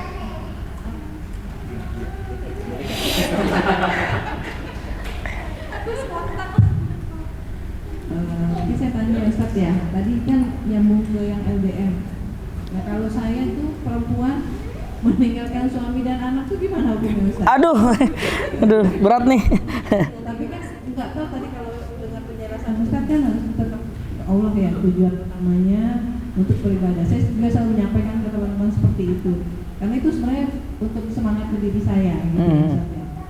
Tapi walaupun jauh dari saya tiap minggu pulang ya Ustaz ya. Oh. Iya, tapi tetap tiap hari komunikasi dengan suami dan anak gitu ya. Tapi kan nggak berdosa kan ya Ustaz ya kan diperintahkan oleh pimpinan gitu ya. Yeah. Ustaz ya. Kita nggak bisa memilih akan gimana ya. Saya selalu berpegang yaitu ketetapan Allah. Baik menurut Allah, belum tentu baik menurut saya gitu ya. Itu yang selama ini menguatkan saya itu sih Ustaz. Jadi tujuan ibadah, dan alhamdulillah suami dan anak saya selalu support saya gitu ya. Walaupun jauh, suami saya selalu mengatakan bahwa suami dan anak ya kita support saya di sini gitu ya. Walaupun jauh tetap di support, itu yang saya pengen gitu. Ya itu yang selalu menguatkan saya. Nah itu kira-kira nggak berdosa kan dari sisi agama itu yang meninggalkan suami dan anak yang harusnya kewajiban saya bukan kewajiban utama gitu ya untuk mencari nafkah. Itu pertanyaannya. Tuh, ini saya sering dapat pertanyaan seperti ini ya, karena suami istri datang ke saya, Ustadz, ini kalau dibilang yang banyak nyari duit ya istri saya, bisa gitu ya. Terus apakah istri saya ini berdosa gini-gini? Sekarang gini, kalau kita melihat dalam hadis tadi ya, bahwasanya keridhaan istri ya itu ada di tangan suami, kan begitu. Kalau kita kan kalau sama ibu sama antara anak sama orang tua kan ridho fi ridho walidain. Ridhonya anak tergantung ridho orang tua, ridho Allah tergantung ridho orang tua. Kalau istri itu tergantung ridhonya suami. Nah, maka saya bilang selagi bapak ridho dengan apa yang istrinya kerjakan ya, maka itu ucapan yang paling tinggi dalam hubungan suami istri adalah ketika suami ridho dengan istrinya. Kalau suami katakan aku ridho denganmu, kau tinggalkan rumah ya untuk mencari rezeki, mencari nafkah, toh keluarnya bukan untuk main-main tapi untuk bekerja, apalagi diniatkan untuk beribadah pada Allah Subhanahu wa taala, untuk ngurus karyawan, ngurus pegawai, ngurus negara dan sebagainya. Jika suami memberikan ridho itu, memberikan restu itu ya, dan tidak menjauhkan dari beribadah kepada Allah Subhanahu wa taala dan tidak jauh dari tidak menjauhkan dari ketaatan kepada Allah Subhanahu wa taala, maka ya tidak masalah. Hanya akan tetapi mungkin ada para ulama yang masih khilaf tentang hukum perempuan safar tanpa mahram. Nah, itu harus kita sampaikan. Banyak ya, sebagian anak pribadi saya punya travel umroh, kita nggak nerima tuh kalau ada jamaah yang perempuan tanpa mahram. Mungkin emang betul zaman sekarang berangkat mudah ya, naik pesawat 8 jam ke Jeddah sampai selesai. Cuman kalau perempuannya tiba-tiba sakit, siapa mau jaga di rumah sakit, kan begitu. Kalau ada apa-apa, ada masalah di kantor imigrasi dan sebagainya, siapa mau jaga, sedangkan tidak punya mahramnya. Nah, makanya para ulama bersepakat bahwasanya perempuan yang safar tanpa mahram itu harus jelas. Nah, makanya kalau untuk yang jauh dan memungkinkan akan banyak mudaratnya, maka diharamkan, tidak boleh perempuan pergi safar tanpa mahram. Tetapi ya, fatwa-fatwa yang terbaru mengatakan kalau sekarang kan mudah nih safar. Ke Jakarta berapa jam? Sejam 15 menit sampai rumah, sampai Jakarta dan jemput keluarganya. Maka hal seperti ini dibolehkan. Ya. Safar seperti ini dibolehkan. Ya. Karena apa? Karena mudaratnya hilang. Makanya dalam hukum itu cara menentukan fikihnya tadi, kalau misalnya ilahnya ya atau mudaratnya tidak ada, maka hukum tadi bisa dibolehkan. Tapi kalau ada mudaratnya, itulah yang membuat perkara jadi haram. Nah, kayak umroh tadi, makanya sebagian travel umroh nggak mau tuh nerima ya jamaah yang berangkat sendiri itu, karena akan membuat mudarat yang besar di tanah suci. Tapi kalau safarnya adalah tempat yang bisa dijangkau ya, dan keamanannya aman, bahkan sebagian ulama mengatakan kalau 10 perempuan yang amanah berangkat bersama-sama maka tidak masalah ya. Apalagi kalau kita yang sudah yakin berangkat dari Jakarta, dari Pontianak sampai Jakarta dan jemput keluarga, maka tidak masalah. Ya, sehingga tadi poin yang tadi juga disampaikan untuk ibu, maka mintalah restu dari suami, karena suaminya lah yang memberikan restu dan ridhonya. Kalau suaminya ridho, alhamdulillah, ya berarti dibolehkan ya. Tapi kalau suaminya misalnya katakan aku nggak ridho, kamu tinggalkan rumah dan sebagainya, nah ini yang harus pertimbangan, yang harus dipertimbangkan lagi, harus diajak ngomong lagi, diskusi lagi ya. Wallahu alam bisawab. Ada lagi yang mau nanya? Ini saya tunjuk nanti nih. Siapa ya? Lanjut siapa? Mas Dewi mau nanya kayaknya nih. Ya, Mas Dewi kayaknya. Masih boleh kan Pak ya? Masih boleh. Nah ini LDM juga tuh. Masya Allah. Saya mau nanya tapi udah ibu tanya duluan. Nggak ada. Barangkali dari bapak ibu atau teman-teman masih mau ditanyakan? Silakan. Yang ini yang sifat-sifat.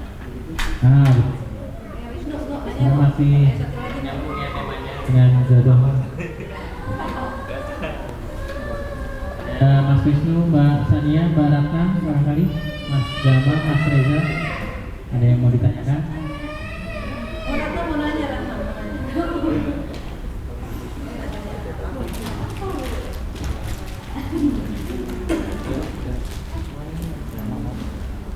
Dari sisi belakang.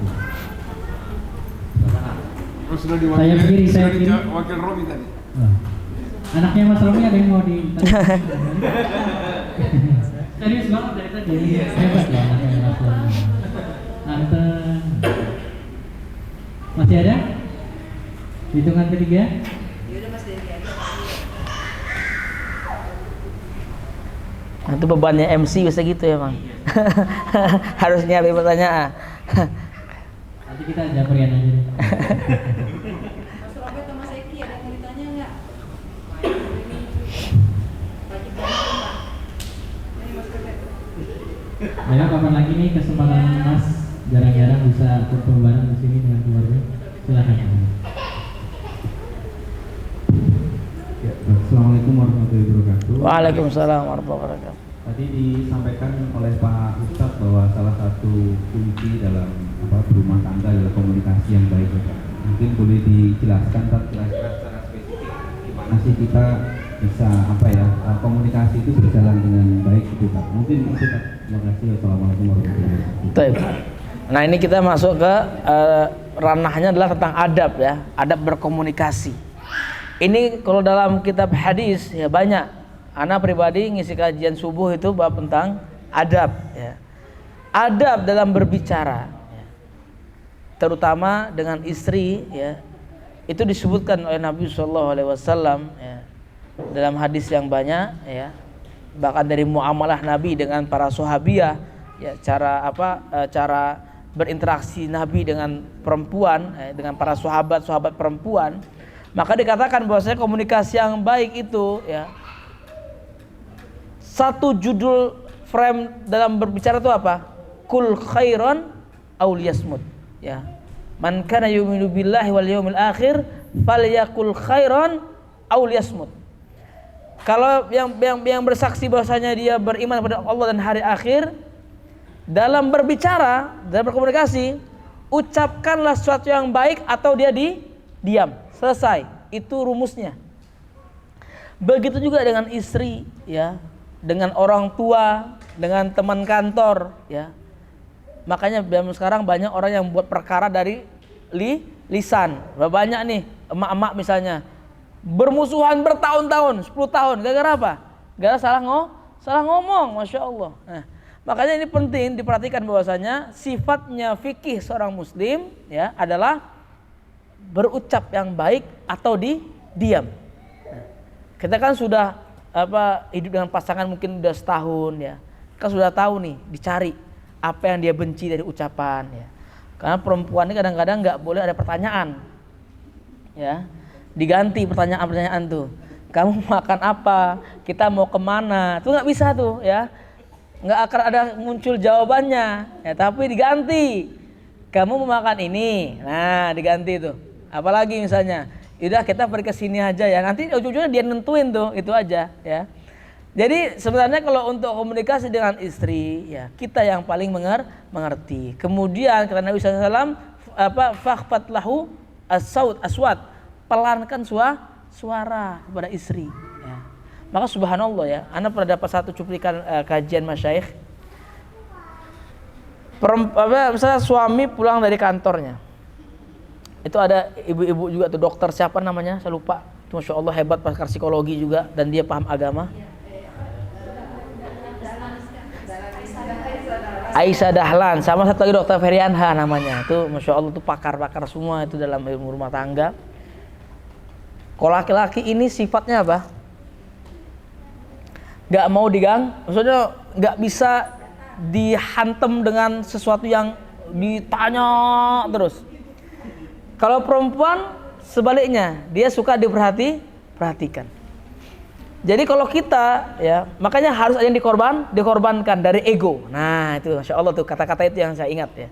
Ketika suami pulang dari kerja dari kantor kan capek tuh ya. Kalau antum bertanya pusing nggak kira-kira? Gimana Mas? Ini gimana? Itu gimana? Ini rumah kau sini genteng bocor, ini keran, ini macam-macam. Kan pusing kita. Nah, berarti di sini apa? Pakai sistem, pakai cara jangan banyak nanya, wes layani, der gitu, ya. Begitu sebaliknya sebagai suami, istrinya ngoceh, anak kita tadi begini, anak kita begini, jadilah pendengar yang baik, selesai urusannya, betul nggak? Ya.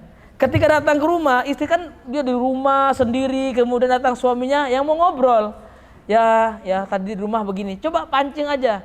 Gimana rumah hari ini? Istri gitu ya. Gimana? Ayah saya terus begitu tuh. Ya. Orang tanya, gimana rumah hari ini? Ayah saya nggak dengar juga makan apa. Tapi suaminya makan ngomong aja gitu ya. Begini tadi si bungsu begini sini macam-macam ngomong. Tapi Masya Allah disitulah tetap keharmonisan itu di situ ternyata. Jadi Masya Allah psikologinya benar. Kalau laki-laki jangan dikasih banyak pertanyaan ya.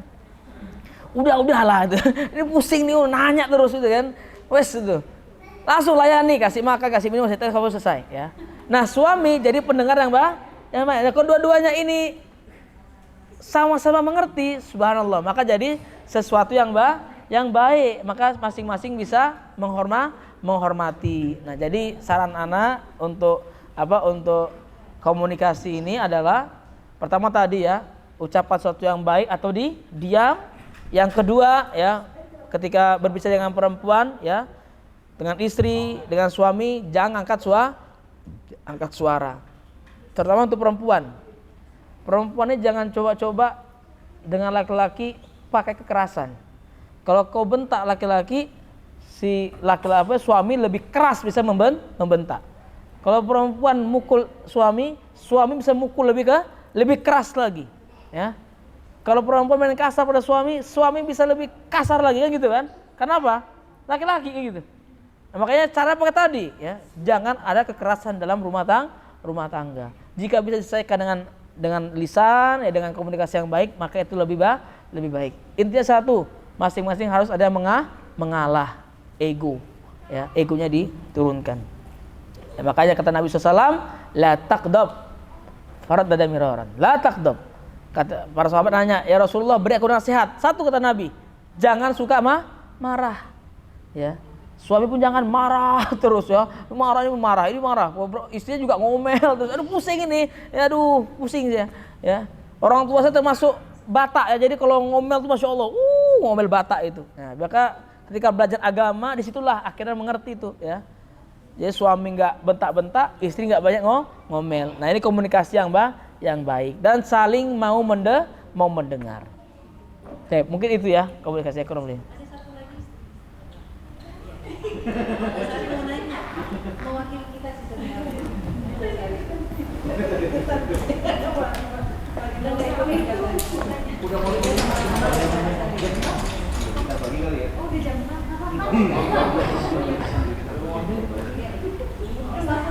Ustaz mau tanya, sebatas apa istri bisa menasihati suami maaf? Ini kita bagi bahasa dulu ya.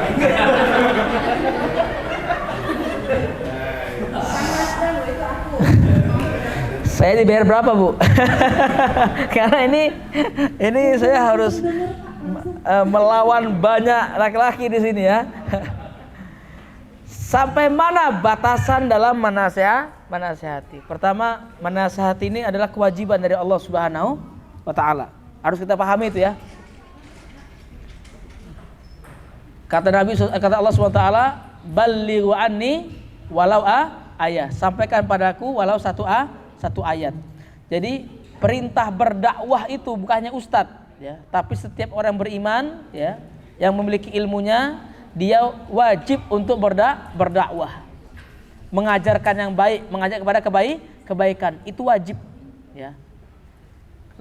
Istri kepada suami, suami kepada istri, istri kepada anak, anak kepada ibunya, selama kebaikan maka dibolehkan untuk menasihati. Kemudian ketika sudah tahu hukumnya bahwasanya menasihati itu adalah wajib, berdakwah itu wajib. Maka poin berikutnya apa?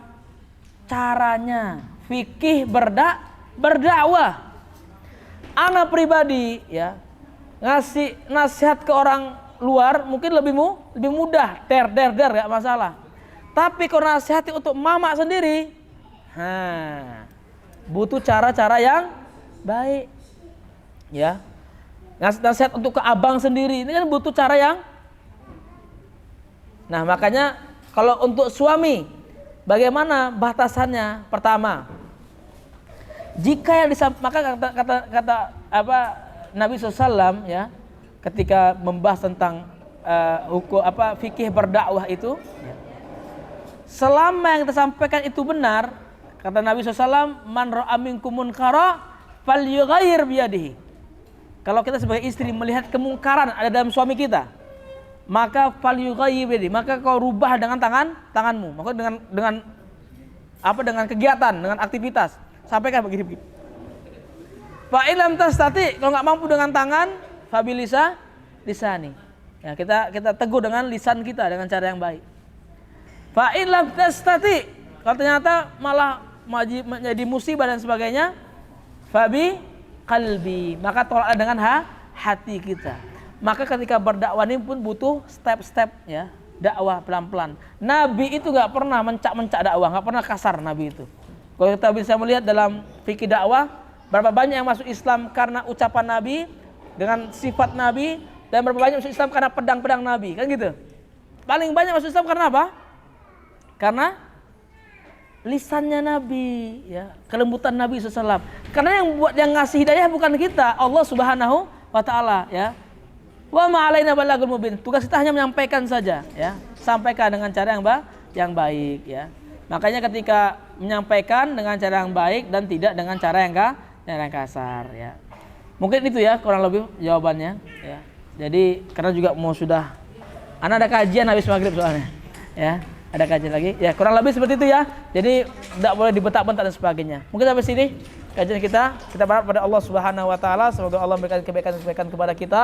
Semoga insya Allah next time kita bisa jumpa lagi ya di tempat yang mulia ini, dan kita berdoa pada Allah Subhanahu Wa Taala semoga ilmu yang singkat ini memberikan kebaikan kepada kita, dan kebaikan ini membawa kita pada surga Allah Subhanahu wa Ta'ala. Allahumma ati nufusana taqwaha wa zakkiha anta khairu man zakkaha anta waliyuha wa maulaha. Dan terakhir saya minta kepada jamaah sekalian, ada waktu hujan Masya Allah, doakan saudara kita di Palestina, doakan mereka, berikan kekuatan kepada mereka yang mati jadi syahid, ya, yang ditinggalkan mereka kekuatan, iman mereka dikuatkan oleh Allah Subhanahu wa Ta'ala. Allahumma inna nas'alukal huda wa tuqa wal afafa wal ghina. Wa akhiru alhamdulillah rabbil alamin. Subhanakallahumma bihamdika asyhadu an la ilaha illa anta astaghfiruka wa atubu ilaik. Wassalamualaikum warahmatullahi wabarakatuh. Alhamdulillah. Acara telah kita ikuti bersama. Ustaz Ismail Syafi sudah berbagi ilmu bersama kita hari ini. Terima kasih juga kedatangan Bapak Ibu, saudara-saudari sekalian yang telah memberikan saran-saran. Sampai jumpa lagi di misal selanjutnya. Wassalamualaikum warahmatullahi wabarakatuh. Waalaikumsalam.